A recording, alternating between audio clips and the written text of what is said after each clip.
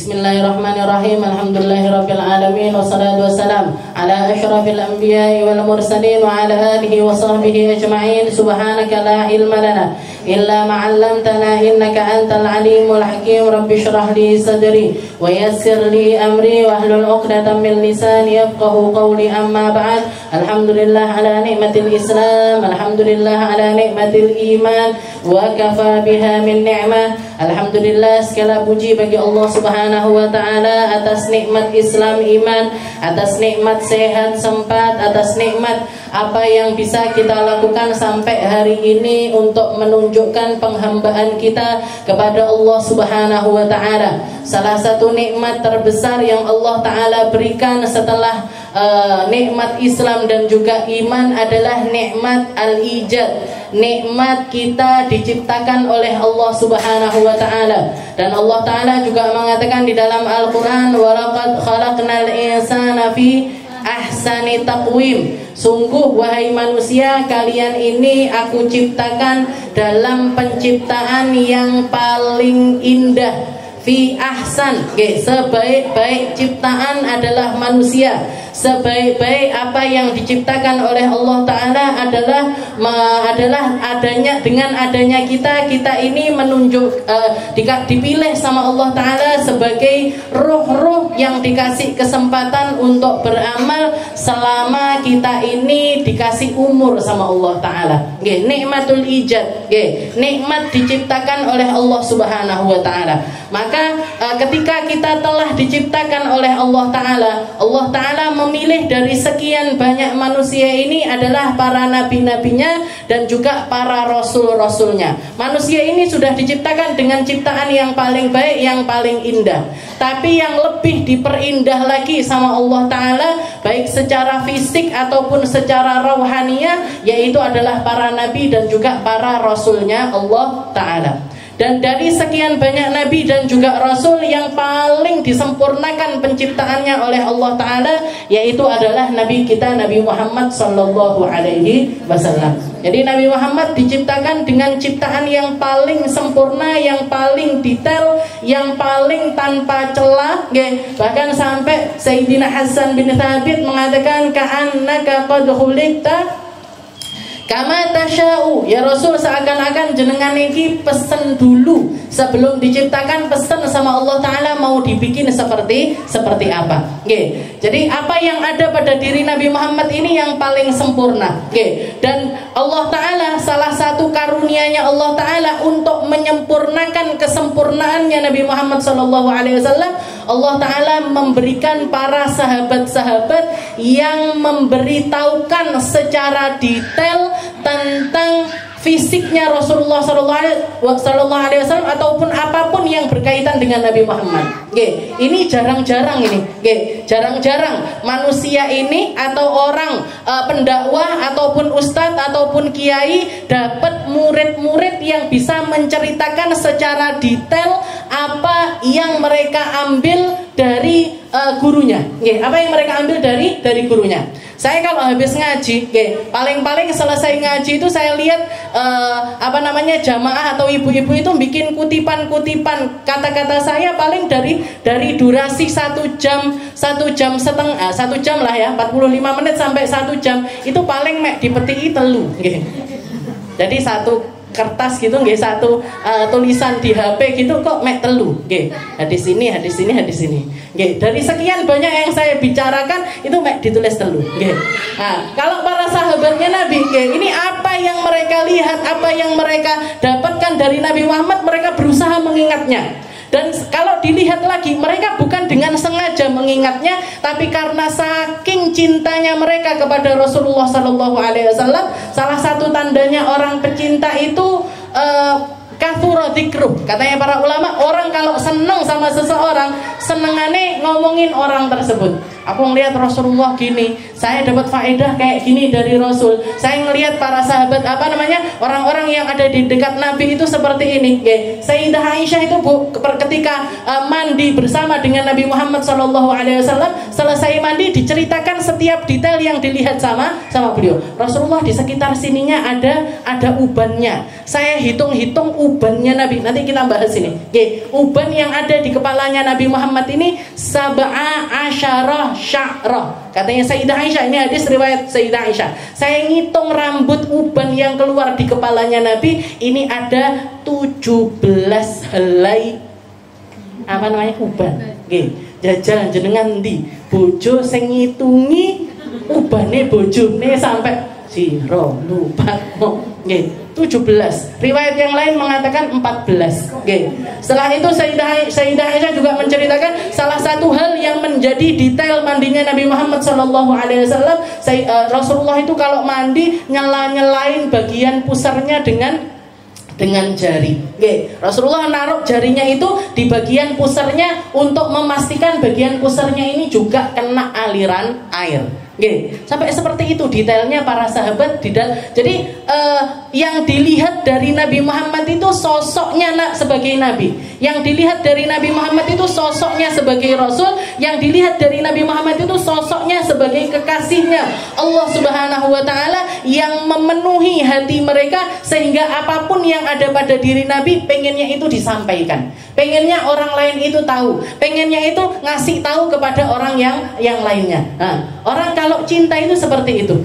Jadi yang disampaikan sama para ulama kepada kita sampai sedetail-detailnya semacam ini, itu karena Allah Ta'ala memberi kesempurnaan kepada Nabi Muhammad. Dan dari hal yang menyempurnakan kesempurnaannya Nabi Muhammad itu dapat para sahabat-sahabat yang mencintainya dengan kecintaan yang luar biasa, sehingga semuanya bisa tersampaikan.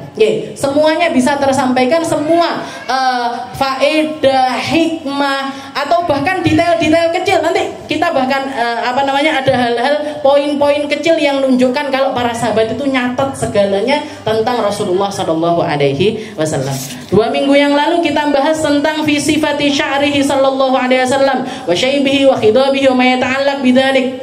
Pasal yang ketiga yang bahas tentang rambutnya Nabi, tentang ubannya Nabi, dan juga tentang nyemir rambutnya Rasulullah Sallallahu Alaihi Wasallam. Kalau kemarin kita bahas Rasulullah itu hampir nggak pernah botak, hampir nggak pernah menghabiskan rambut kepalanya ini secara keseluruhan, kecuali tercatat cuma 4 kali. Cuma 4 kali. Kemarin waktu salam-salaman ada yang nanya, Ustazah yang satu belum dibahas. Berarti lumayan perhatian berarti. Yang pertama ketika Sulhul Hudaybiyah, yang kedua ketika Umratul Qadha, dan yang ketiga adalah ketika Hajjatul Wada. Nah, yang keempat ini sekali tok Rasulullah itu tanpa sebab, tanpa nusuk, beliau itu menghabiskan bagian kepalanya. Dibotakin sama Rasulullah Shallallahu Alaihi Wasallam. Sebagai bentuk apa? Sebagai bentuk pembelajaran untuk kita bahwasanya orang itu boleh botakin rambutnya, itu boleh. Rasulullah itu selalu gitu, Bu, sebagai bentuk rahmatnya kepada umatnya. Rasulullah di salah satu hadisnya beliau mengatakan, laula an asyqa ala ummati la amartuhum bisiwak inda kulli shalah. Kalau bukan karena aku takut ini akan jadi beratin untuk umatku, saya akan perintahkan mereka untuk pakai siwak setiap kali mau sholat. Tapi kadang-kadang ditinggal siwaknya sama Nabi untuk nunjukkan kalau siwak itu nggak wajib. Rasulullah pernah ketika beliau itu bulan Ramadan hari pertama beliau sholat taraweh di masjid.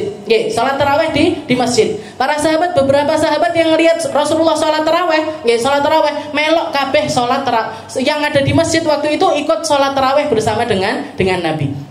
Ngelihat lagi, besoknya hari kedua Rasulullah tambah banyak. Rasulullah sholat jamaahan tarawehnya, istilahnya baca ini. Hari kedua tambah banyak lagi yang hadir. Hari kedua banyak lagi yang hadir. Hari ketiga Rasulullah nggak keluar dari kamar. Ketika ditanya bahwa ini yang dari luar kota sudah dengar ini kalau Rasulullah dua malam berturut-turut sholat taraweh nyontokan di masjid. Hari pertama yang di masjid, hari kedua orang-orang sekitar, hari ketiga yang dari luar kota pada berdatangan. Tapi Rasulullah justru malah nggak mau keluar dari rumah. Besoknya ditanya sama istrinya, ya Rasul, jenengan lo dinteni orang sak gitu banyaknya, mau nirukan caranya sholat tarawehnya jenengan, malah jenengan nggak keluar dari kamar. Katanya Nabi Muhammad, ini taraweh ini bukan sholat yang diwajibkan atas aku. Kalau aku sampai melakukannya 3 hari berturut-turut, takutnya nanti sama Allah Ta'ala jadi diwajibkan. Takutnya nanti jadi diwajibkan, umatku nggak kuat, nggak ngelakoni, malah dosa kemalian. Akhirnya beliau menunjukkan, dan setelah itu Rasulullah nggak keluar lagi. Maksudnya tarawehnya itu dibikin sendiri-sendiri sama Nabi Muhammad SAW. Masalah botak juga gitu. Rasulullah itu rambutnya panjang terus, Cuman 3 kali ketika beliau waktu nusuk, ketika ihram. Tapi sekali beliau melakukannya tanpa sebab untuk menunjukkan kepada umatnya, butai rambut ki ndak apa-apa. Menghabiskan rambut kepala itu juga sesuatu yang diperbolehkan. Istilahnya kamu mau pakai style seperti apapun silahkan. Arepe mau dawak neka, arepe mau gunduli kabeh kah. Yang dilarang sama Nabi Muhammad adalah kuza. Tahu jenengan kuza? Mohak. Kuza itu menghabiskan sebagian tempat terus nyisakan sebagian yang lain. Nah, ini hukumnya ada yang bilang haram, ada yang bilang makruh. Ada yang bilang makruh, nggak sampai ke haram. Tapi yang jelas Rasulullah pernah melarang. Mana Rasulullah SAW al-quza. Katanya para sahabat, Rasulullah itu ngelarang orang botakin sebagian tempat dan menyisakan sebagian yang lain. Kalau orang sekarang kan macam-macam kan stylenya orang. Kadang-kadang rambutnya disisakan 1 cm, tapi engko neng kene dikasih gitu. Dibentuk-bentuk apa, ular kobra lah, dibentuk bunga lah, dibentuk apa. Nah, ini yang dilarang sama Nabi Muhammad SAW. Kenapa kok dilarang? Karena itu masuk di dalam bentuk ngerubah. Ngerubah dan orang kalau nuruti keinginannya di dalam mempercantik dirinya, ataupun juga istilahnya orang pakai dikasih Allah Ta'ala ngasih kita ini rambut. Allah Ta'ala ngasih kita rambut, ngasih manusia. Bahkan Rasulullah itu pernah menghormati orang. Jadi beliau berdiri, ngajak para sahabat untuk berdiri. Kenapa ya Rasul, kok jenengan ini berdiri untuk orang tersebut? Katanya Nabi Muhammad, li'anna ala ra'sihi sya'ar, karena dia punya rambut. Dengan alasan sesederhana itu Rasulullah berdiri, menghormati orang. Ditanya, kenapa ya Rasul, kok jenengan menghormat sama orang itu? Marahin duwe rambut. Orang itu punya rambut itu loh dihormatin sama Nabi Muhammad SAW. Dan orang ketika menghormati orang lain karena Allah Ta'ala, di situ ada kemuliaan. Jadi ketika itu datang di dalam hatinya Nabi, rasa syukur atas tumbuhnya rambut, sehingga beliau ingin menunjukkan hal tersebut. Ingin menunjukkan hal tersebut. Jadi sesimpel itu cara Nabi Muhammad di dalam mandang manusia. Wong iki jilbaban, aku patut untuk menghormati dia. Orang ini duwe jentik, patut aku menghormati dia. Marahin wong lek ndak duwe jentik, ya bingung dia. Orang ini punya hidung, jadi boleh kita itu. Wong iki duwe irung, tak hormati dia. Orang ini punya gigi, tak hormati dia. Wong iki duwe gingsul, dihormati nggak apa-apa. Kita hormat sama orang lain karena karunia-Nya Allah Ta'ala yang ada pada diri orang tersebut. Dan itu sesuatu yang sangat dijaga oleh Nabi Muhammad SAW. Rasulullah itu sangat menjaga penampilannya, sangat menjaga penampilannya karena sebagai bentuk syukurnya beliau atas nikmat yang Allah Ta'ala berikan kepada beliau. Nah, yang dilarang, style yang dilarang sama Nabi adalah kuza itu tadi. Kenapa? Karena ketika kita nuruti di dalam hal yang semacam itu, Allah Ta'ala mengatakan di dalam Al-Quran, sibghatullah wa man ahsanu minallahi sibghah wa nahnu lahu abidun. Katanya Allah Ta'ala ini nyetak manusia ini dengan warnanya masing-masing. Ada yang dikasih warna putih kulitnya, ada yang dikasih warna sawo mateng, ada yang dikasih warna hitam, sangat hitam sekali. Tapi katanya Allah Ta'ala sibghatullah, ini semuanya adalah cete Gusti Allah. Nggih, semuanya ini adalah celupannya Allah Ta'ala. Nggih, Allah Ta'ala bikin semangka, dalamnya warnanya merah, luarnya warnanya hijau. Itu yang nyelup Allah Ta'ala. Nggih, cabai di pertama warnanya hijau, habis itu oranye, habis itu merah. Itu juga ciptaannya Allah Ta'ala, celupannya Allah Ta'ala. Wa man ahsanu minallahi sibgha. Siapa kiranya yang lebih indah di dalam ngasih warna kepada setiap orang. Nggih, wa nahnu lahu abidun. Yang perlu kita lakukan tinggal kita mengibadahi Allah Subhanahu wa Ta'ala. Nggih, tinggal kita mengibadahi Allah Ta'ala dengan apa yang Allah Ta'ala berikan kepada kita. Setelah itu juga dilanjutkan sama Allah Ta'ala, fitratullah alladzi fataran nasa 'alaiha. Allah Ta'ala itu nyiptakan manusia dengan segala yang bertumbuh darinya, dengan segala hal yang sudah menjadi ketentuannya Allah Ta'ala atas diri orang tersebut. Kayak kita dikasih rambut sama Allah Ta'ala. Setiap hari sebenarnya rambut ini kan numbuh, gitu. Kalau kita mau ngitung setiap hari mesti nambah. Nanti setahun tambah panjang diketok, tambah panjang diketok. Tapi di bagian yang lain ada rambut-rambut yang dihentikan pertumbuhannya sama Allah Ta'ala. Kita punya alis. Ini wes sakmene ya wes. Kalau numbuh kayak rambut bingung awake dhewe. Ini apa namanya?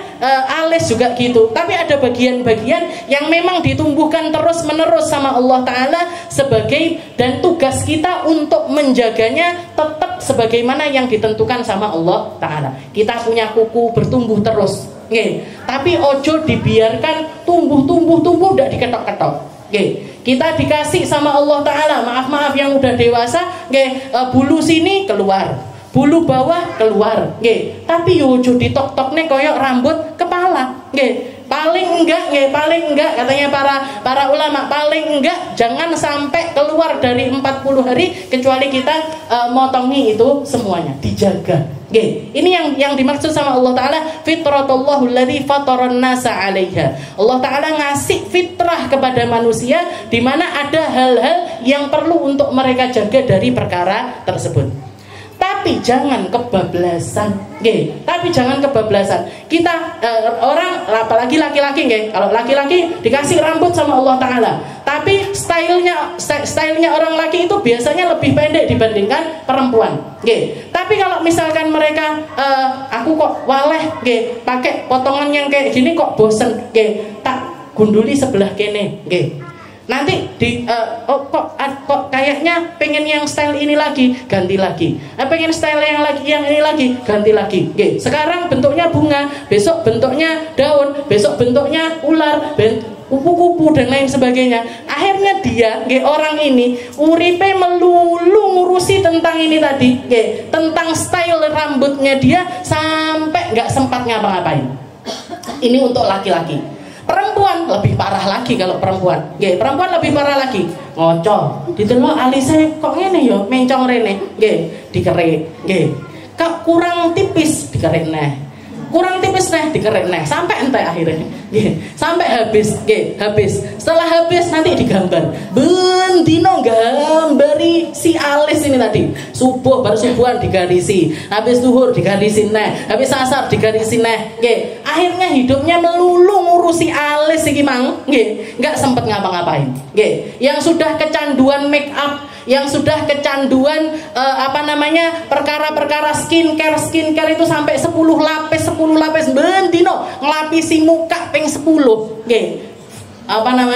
Layer 1, layer 2, serum lah, moisturizer, toner, iki bendina mek ngurusi rai tok, Bu, sampai nggak ngapa-ngapain dia.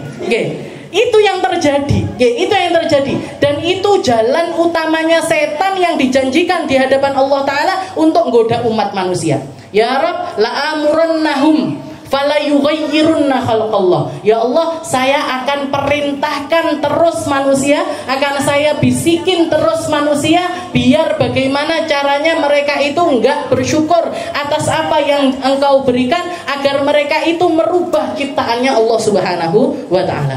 Bahkan orang-orang yang seperti itu, Bu, kalau dituruti terus-terusan, nggih, akhirnya nggak puas dengan apa yang sudah ada, akhirnya operasi plastik. Nggih, operasi plastik, bibire kurang ngene, nggih, irunge kurang mancung, didawakne, kurang pesek dindeki. Nggih. Orang barat itu kedawan irungku tak ketok, nggih. Yang ini butuh di dibotok sinilah, ditarik ini, benang iku, benang iki, dan lain sebagainya. Nggih, melulu hidupnya habis dipakai untuk benerin apa yang sudah diciptakan sempurna sama Allah Ta'ala. Nggih, laqad khalaqnal insana fi ahsani taqwim. Manusia itu, Bu, sudah diciptakan dengan cara yang sempurna sama Allah. Apa yang ada pada diri kita sekarang ini sudah yang paling sempurna untuk kita. Sudah yang paling sempurna untuk kita. Stop di situ. Kalaupun mau benerin, kalaupun jenengan mau perawatan dan lain sebagainya, pakai perawatan yang nggak sampai merubah apa yang diciptakan sama Allah Ta'ala. Nggih, lek wis dikai sawo mateng sama Allah Ta'ala, wis iki sing paling apik, Bu. Nggih, ndak usah jenengan dadak piye carane ben putih. Nggih. Akhirnya sampai orang nggak kenal lagi siapa dia. Kalau kita lihat di negara-negara yang di situ orangnya berlomba-lomba operasi plastik, jenengan delok rupane podo kabeh sampean. Sampai nggak bisa dibedakan ini mana yang namanya ini, mana yang namanya ini. Mukanya sama, irunge podo, pipine. Wong gaenane menungso. Ini bikinannya manusia ini seperti ini. Nggak bisa mereka berkreasi dengan sesuatu yang lain, itu nggak bisa. Tapi kalau Allah Ta'ala, jenengan lihat dari zamannya Nabi Adam sampai akhir zaman, nggak ada orang yang sama persis, itu nggak ada. Ribuan, jutaan, bahkan miliaran manusia ini diciptakan, dan nggak satu pun yang sama persis, itu nggak ada. Lahir kembar, lahirnya bareng, beda panggalan. Beda. Saya punya teman kembar perempuan. Kalau dilihat sekilas memang mirip, tapi begitu kita lihat, oh hidungnya ternyata beda, oh pipinya ternyata beda, oh tangannya ternyata beda. Ini kreasinya Allah Ta'ala. Makanya jangan dituruti. Jangan pernah nuruti apa yang jadi syariatnya Allah Ta'ala. Jadi kita perlu belajar yang namanya khisalul fitrah. Piye carane ngopeni apa yang dibikin sama Allah Ta'ala ini, kita perlu. Karena innallaha jamil yuhibbul jamal. Innallaha yuhibbun nadhafah. Allah Ta'ala seneng kalau orang bersih-bersih. Allah Ta'ala seneng kalau orang itu dandan, itu Allah Ta'ala seneng. Tapi niatnya dandan itu bukan untuk nuruti nafsu dirinya karena enggak bersyukur dengan ciptaannya Allah Ta'ala, enggak.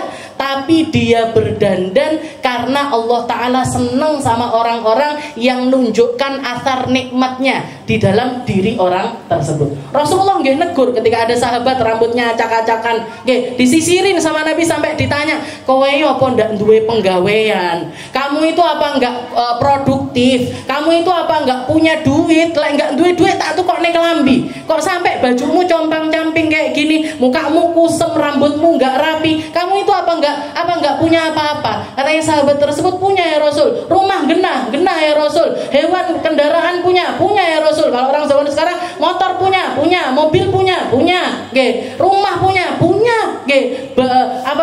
ladang dan lain sebagainya dia punya. Terus kenapa Kak kamu itu berpenampilan seperti ini? Innallaha yuhib, Allah Ta'ala itu senang ayyura atharu ni'amihi. Allah Ta'ala senang kalau orang itu nunjukkan athar dari nikmat yang Allah Ta'ala berikan kepada orang tersebut.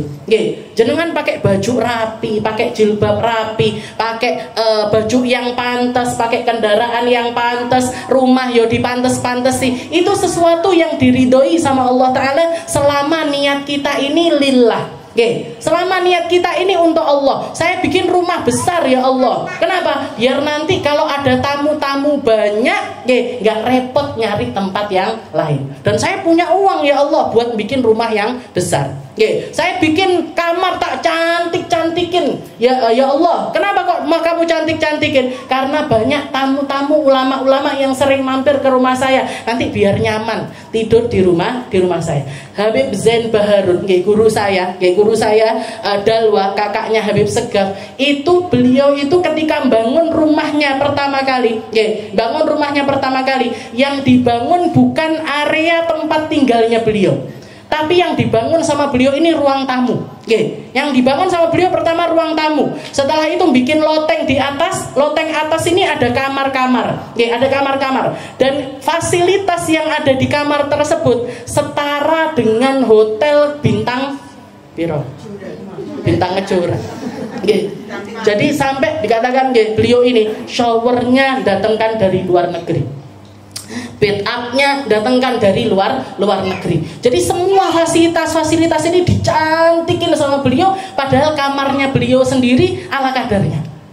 Kamarnya sendiri, rumahnya sendiri, area yang dipakai untuk hidup ini tetap sederhana seperti apa adanya. Tapi bagian ruang tamu sama bagian kamar-kamarnya ini dipercantik. Kalau orang sekarang kan enggak, sing paling apik dhisik yo kamarku.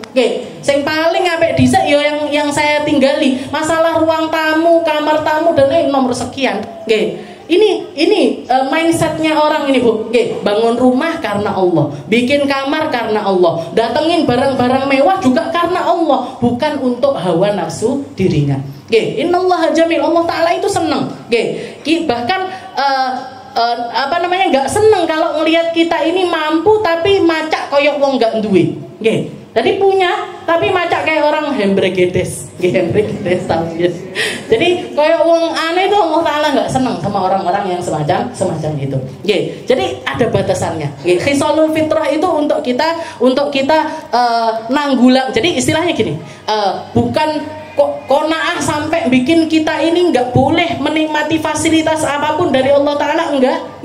Tapi juga jangan dituruti sampai kelewat batas. Dan ketika seseorang sudah masuk di dalam pintu ini, Bu, pintu yang nggak bersyukur atas apa yang Allah Ta'ala ciptakan kepada dia nggak akan pernah puas dengan apapun yang dia capai. Jangan kalau melihat orang-orang yang sudah operasi plastik itu, orang yang sudah operasi plastik itu nggak puas sekali sudah operasi, nanti operasi lagi, punya duit lagi, operasi lagi, punya duit lagi, operasi lagi, bahkan rela nggak punya apa-apa, rela duitnya ini dihabisin cuman untuk memperbaiki mukanya dia. Berarti lambe nggak nyapo-nyapo dibenani, mata nggak kenapa-kenapa dibenerin. Kecuali kalau memang rusak, misalkan kecelakaan sampai mukanya hancur, habis itu dibenerin nggak masalah. Tapi kalau sudah bener dadak dibener niki lho yo nyapo. Sudah bener dibenerin. Nah, ini yang bikin dia ini istilahnya jadi mainannya setan akhirnya. Fala yughayyirunna khalqallah. Ya Allah, akan aku perintahkan anak-anak Adam ini untuk merubah apa yang engkau berikan kepada mereka. Rasulullah perhatian, rambutnya dibelah, ditata rapi dan lain sebagainya. Di sini di dalam hadis yang selanjutnya, kana sallallahu alaihi wasallam kathal lihyah wa kana yu'fi lihyatahu wa ya'khud min syaribihi. Salah satu hal yang dijaga sama Nabi Muhammad itu kalau itu tadi rambut kepala. Kalau untuk bagian lihyah, bagian jenggotnya beliau sering kali memanjangkan jenggotnya tapi mendekin bagian ininya, bagian kumisnya. Bagian kumisnya dipendekin sama Nabi. Nanti kalau sudah nutupi bagian merah-merah bibir dipotong. Sudah tumbuh lagi nutupin bawah bibir dipotong lagi. Jadi bagian kumisnya itu dipotongi terus sama Nabi. Tapi kalau bagian lihya itu dipanjangin sama Rasulullah sallallahu alaihi wasallam. Wa kana yakhudh min lihyati syarifah min ardiha wa tuliha. Tapi bukan berarti ketika dipanjangin sama Nabi dibiarin panjang gitu aja, enggak. Tapi nanti dirapikan dari sebelah kanannya sini dirapikan, sebelah kirinya dirapikan, panjangnya ini juga dijaga sama Nabi Muhammad. Bukan sallallahu alaihi wasallam yukthiru tasrih lihyatahu.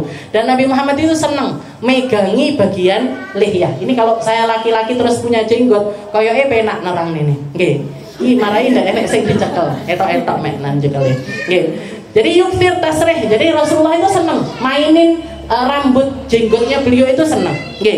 Ini hadis yang unik, yang diriwayatkan sama para sahabat. Katanya para sahabat, wa kana sallallahu alaihi wasallam idza tamma aktsara min masilihiyati.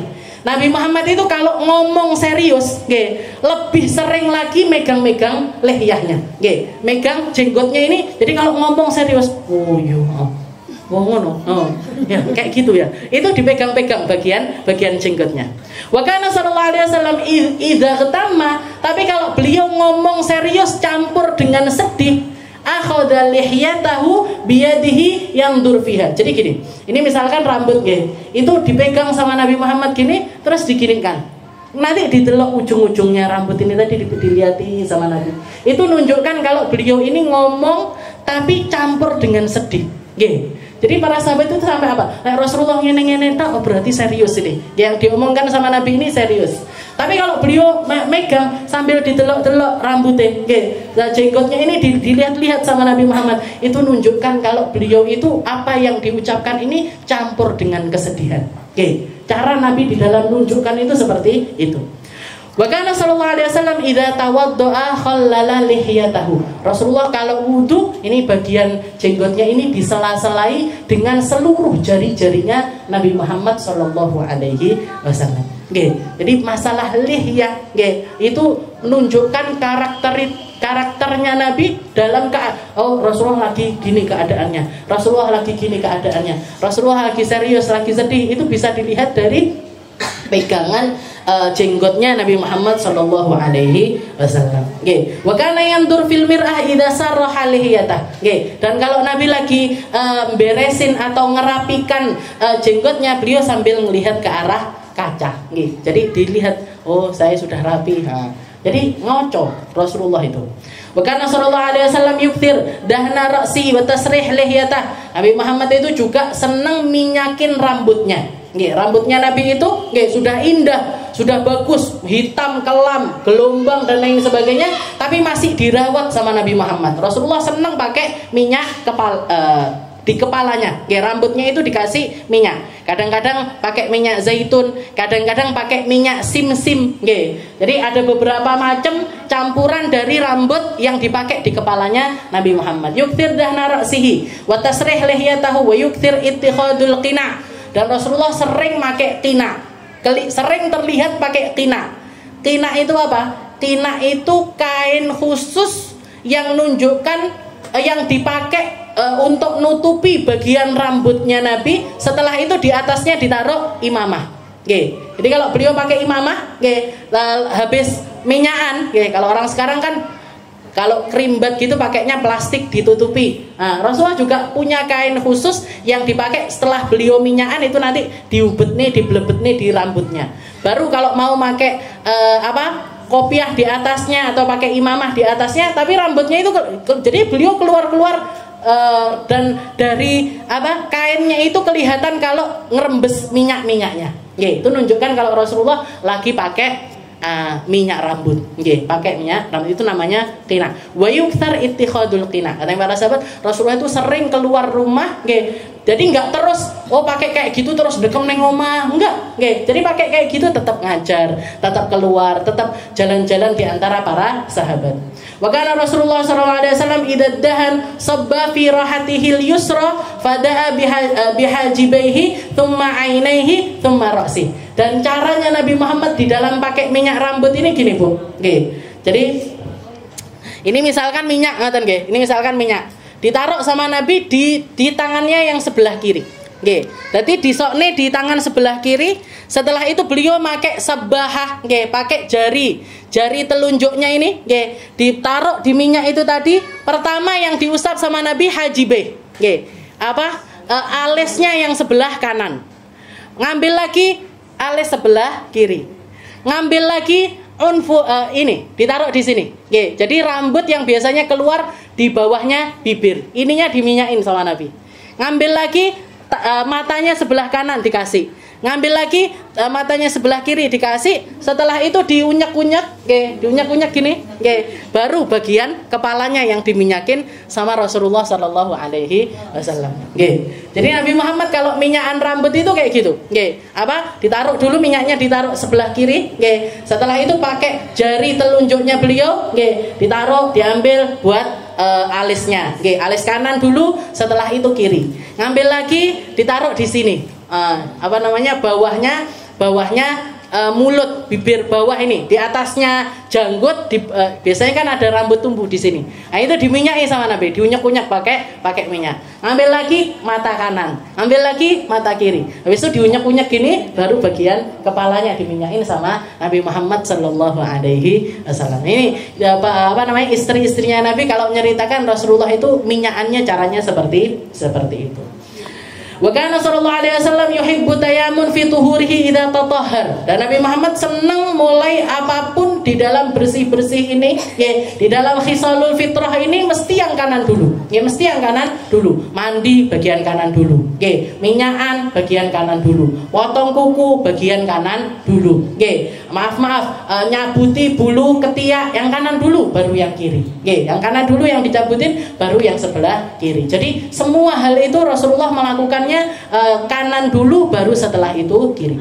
Wa tarujuluhi idza tarajjal. Bahkan ketika ngerapikan rambut, kanan dulu yang dirapikan baru setelah itu kiri. Wa finti'alihi idzan ta'al, pakai sandal kanan dulu baru setelah itu kiri. Nggih, pakai sandal. Kalau kita pakai kaos kaki, pakai kanan dulu baru setelah itu kiri.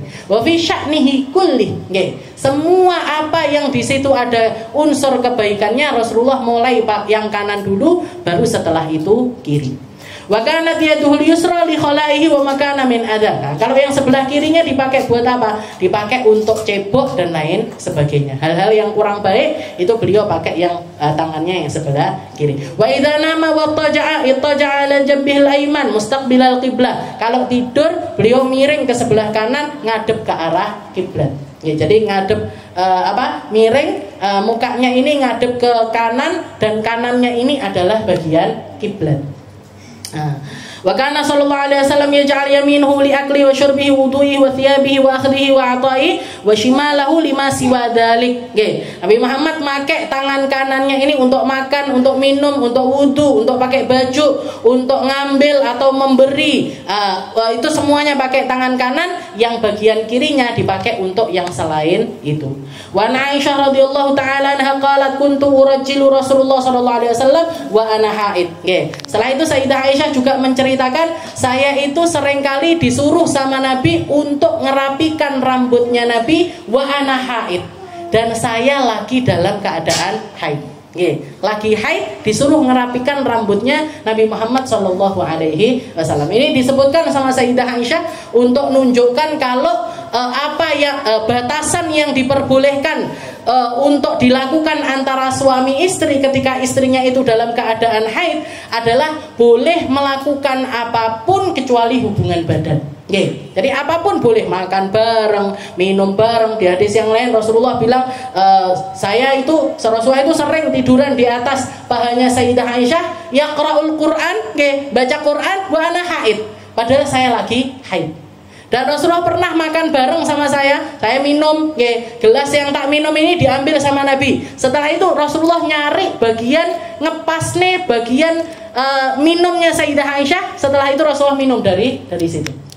Setelah itu nanti makan, mengambil daging gitu, sisanya diambil sama Nabi. Rasulullah makan daging dari tempat yang digigit oleh Sayyidah Aisyah. Jadi ini menunjukkan kalau boleh perempuan ketika haid itu boleh melakukan apapun. Ketika para sahabat nanya sama Nabi, yas'alunaka 'anil mahid qul huwa adza fa'tazilun nisaa fil mahid wa la taqrabuhunna hatta yadhhur fa idza tatahharna fa'tuhunna min haitsu amarakumullah. Jadi para sahabat nanya, ya Rasul, haid itu apa? Haid itu apa? Maka Allah Ta'ala mengatakan haid itu adalah adza, penyakit yang memang harus dikeluarkan oleh perempuan setiap bulannya. Fala taqrabuhunna hatta yadhhurun. Jangan kamu dekati istri-istrimu ketika mereka ini lagi haid. Nah, jangan deketin ini batasannya sampai mana? Batasannya sampai mana? Kalau orang Yahudi dulu kalau istrinya sudah lagi haid dikurung, nggak mau makan bareng, nggak mau ngobrol bareng, nggak mau duduk bareng, nggak mau tidur bareng, nggak mau sekamar sama istrinya. Tapi kalau orang Nasrani tabrak kabeh oleh panggan.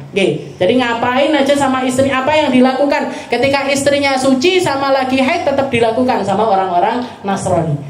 Sedangkan umatnya Nabi, Rasulullah ditaruh di tengah-tengah. Nggih, ndak rono, ndak rene. Nggih, kamu tetap boleh melakukan apapun sama istrimu, nggih, kecuali yang enggak boleh adalah hubungan suami istri. Nggih, itu tok yang enggak diperbolehkan. Dan ini dijelaskan sama Sayyidah Aisyah untuk menjadi bukti bahwasanya Nabi Muhammad itu tetap melakukan apapun dengan Sayyidah Aisyah ketika beliau itu dalam keadaan haid.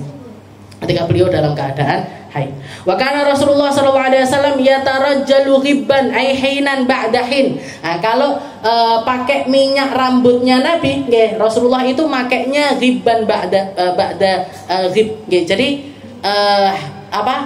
enggak selalu minyakan setiap hari, tapi sering terlihat pakai minyak rambut. Nggih, jadi mungkin seminggu sekali, nggih, atau seminggu 2 kali. Kalau dilihat rasanya sudah kering itu idihan itu pakai minyak bukan cuma di kepala aja tapi di badan juga, nggih, di badan. Atau kalau kita ngomongnya pakai pelembab, nggih, pakai pelembabnya itu enggak setiap hari beliau pakai, enggak, tapi hinan ba'dahin, nggih, ada waktu di mana beliau pakai minyakan, ada waktu di mana beliau membiarkannya enggak pakai minyak. Nggih.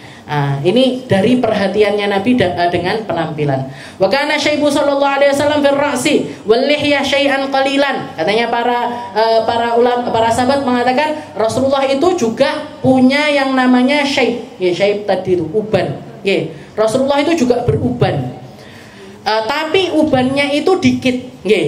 Di bagian kepala ada, di bagian jenggot juga ada. Yang paling nampak banyak kelihatan ada putih-putihnya itu di bagian rambut sininya sama di bagian sini, sudri. Oke, jadi pelipis, 2 pelipisnya Nabi itu yang paling kelihatan ada bagian putih-putihnya di tempat tersebut. Nah, kalau dihitung, nggih, lihya syai'an qalilan nahwa 17 sya'ra. Oke, kalau dihitung itu sampai akhir, istilahnya sampai beliau usia sepuh, usia sampai 60-an itu dihitung sama para sahabat, terutamanya adalah Sayyidah Aisyah, tapi enggak lebih dari 17 helai. Nggih, 17, kadang-kadang dihitung ada 14 helai. Ya, jadi sedikit. Nggih, kalau hitungannya, kalau orang usia segitu biasanya dibuka biur. Nah, Rasulullah sampai usia sepuh tapi rambut ubannya itu masih sedikit. Nabi Muhammad itu ketika hijrah ke Madinah, ketika hijrah ke Madinah, beliau naik ke atas ontanya kan, ontanya Nabi namanya Duldul. Ontanya Nabi namanya Duldul itu. Rasulullah naik di atas ontanya beliau. Di belakangnya ada Sayyidina Abu Bakar. Sayyidina Abu Bakar juga naik ke atas. Jadi datang ini kan barengan, disambut sama orang-orang Madinah. Tola'al badru alaina, itu qasidah yang sampai sekarang kita baca, itu yang pertama kali membaca orang-orang Madinah, orang-orang Ansor di dalam nyambut kedatangannya Nabi Muhammad sallallahu alaihi wasallam. Waktu itu usianya Nabi sekitar 54 tahun. Rasulullah hijrah ke Madinah itu sekitar usia 54. Sayyidina Abu Bakar usianya sekitar 51 tahun. Usianya Sayyidina Abu Bakar 51 tahun, Nabi Muhammad usianya 54 tahun. Tapi ketika datang berdua, orang-orang Ansar ini banyak yang ngira kalau Nabi Muhammad itu Sayyidina Abu Bakar. Karena apa? Karena rambutnya, ubannya lebih banyak daripada Nabi. Sayyidina Abu Bakar itu lebih muda daripada Nabi Muhammad, tapi ubannya lebih banyakan Sayyidina Abu Bakar ketimbang Rasulullah sallallahu alaihi wasallam. Akhirnya banyak di antara orang-orang Ansar ini yang ngira kalau nabinya itu Sayyidina Abu Bakar. Akhirnya Sayyidina Abu Bakar turun, setelah itu yudillun Nabi. Kayak kalau kita ngomongnya dipayungi, mayungi Nabi Muhammad sallallahu alaihi wasallam biar orang-orang ini nggak salah. Kok aku malian sing disalami, yang diperebutkan, dan nah ini loh nabinya yang ini. Jadi beliau nunjukkan khidmahnya kepada Rasulullah sallallahu alaihi wasallam untuk dengan cara menaungi Nabi Muhammad sallallahu alaihi wasallam. Jadi orang-orang Ansar itu ngirain Sayyidina Abu Bakar Rasulullah itu karena rambutnya yang beruban lebih banyak dibandingkan Nabi Muhammad SAW. Dan di kesempatan yang lain juga pernah, Sayyidina Abu Bakar itu abahnya, Abi Quhafah. Nggih, Sayyidina Abu Bakar kalau sudah nunjukkan tawaduknya di depan Nabi kan sering mengatakan melayam bagi li ibni Abi Quhafah ayyauman nas baina yaday Rasul. Ketika Rasulullah sholat di belakangnya Sayyidina Abu Bakar, Sayyidina Abu Bakar sudah mulai sholat ini. Rasulullah baru ikut jadi makmumnya Sayyidina Abu Bakar. Orang-orang yang ada di saf awal sudah ribut kabeh. Semua nepuk tangan, tak nunjukkan pengen negur Sayyidina Abu Bakar, suruh mundur karena Rasulullah sudah datang. Katanya Rasulullah bilang dari jauh, dari ujung saf itu bilang, maka anak nggak usah Abu Bakar wes panggah dadio imam, tetaplah kamu di tempat tersebut. Tapi Sayyidina Abu Bakar tetap mundur. Akhirnya Rasulullah maju jadi imam. Selesai ngimamin, ditegur sama Nabi, lima laka ya Abu Bakrin, wahai Abu Bakar, kenapa kamu tak suruh tetap jadi imam kok panggah mundur? Jawabannya Sayyidina Abu Bakar, la yambaghi li ibni Abi Quhafah, enggak pantas ya Rasul seorang putranya Abi Quhafah ngimamin salat padahal di situ ada Rasulullah sallallahu alaihi wasallam. Dan tegurannya Nabi yang lain, kenapa kalian sahabat-sahabat yang negur Abu Bakar kok pakai tasfik, kok dengan cara nepuk tangan? Innamat tasfik lin nisa, yang tegurannya pakai tepukan itu perempuan. Kalau laki-laki dengan cara bertasbih. Nah, jadi syariat. Ini jadi syariat. Kalau laki-laki negur imam pakai tasbih, subhanallah. Ditegur lagi enggak sadar, subhanallah. Ditegur lagi enggak sadar, subhanallah. Kalau perempuan pakai tasfik, dia pakai tepuk. Yang penting enggak tepuk gini. Gini boleh, gini juga boleh. Ibn Abi Quhafah ini, bapaknya Sayyidina Abu Bakar, itu baru masuk Islam setelah Fathu Makkah.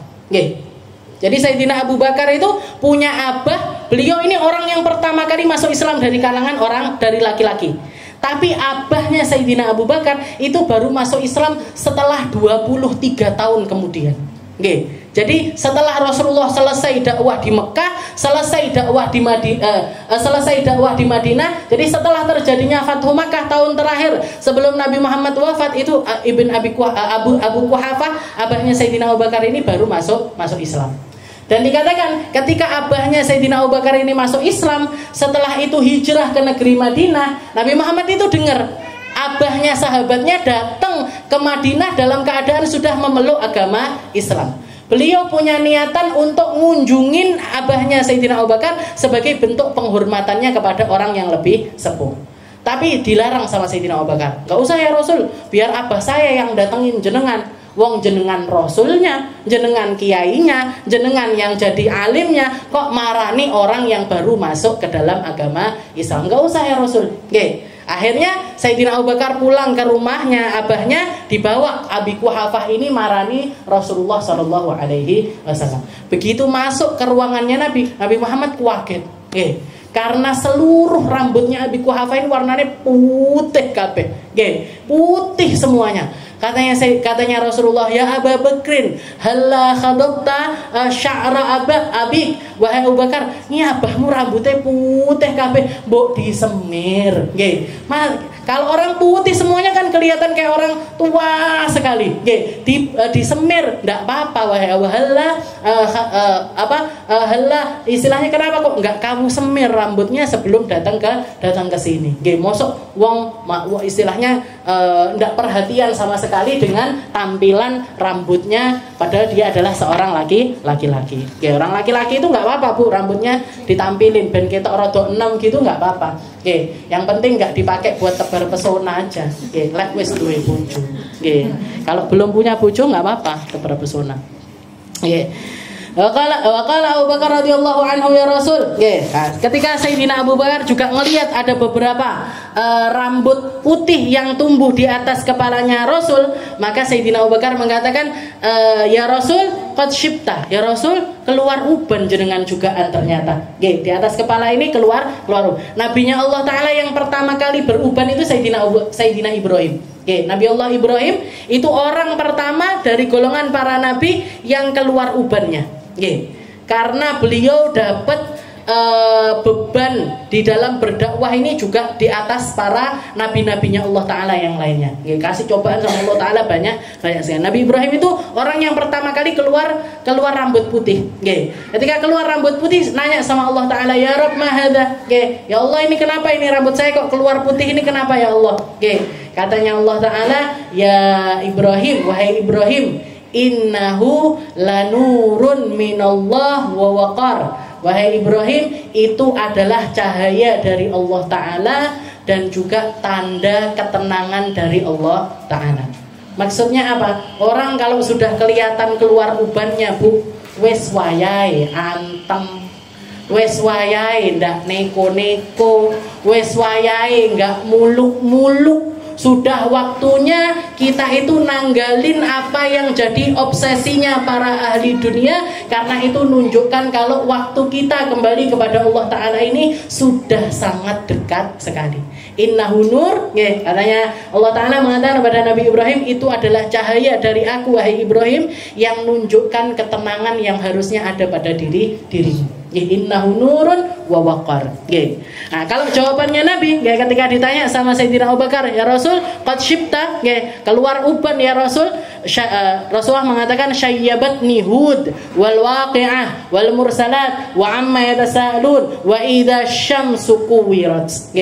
Saya yang bikin keluar uban ini 5 surat. Surat Hud, surat Waqi'ah, surat Al-Mursalat, surat Amma Yatasa'alun, surat Wa idza syamsu kuwirat. 5 surat ini yang bikin Nabi Muhammad itu keluar uban. Ketika ayat-ayat ini diturunkan sama Allah Ta'ala, nambah ubannya Nabi. Turun lagi surat yang lain, tambah ubannya Nabi. Wallahu a'lam bishawab. Kita tutup. Insyaallah kita lanjutkan di pertemuan yang selanjutnya.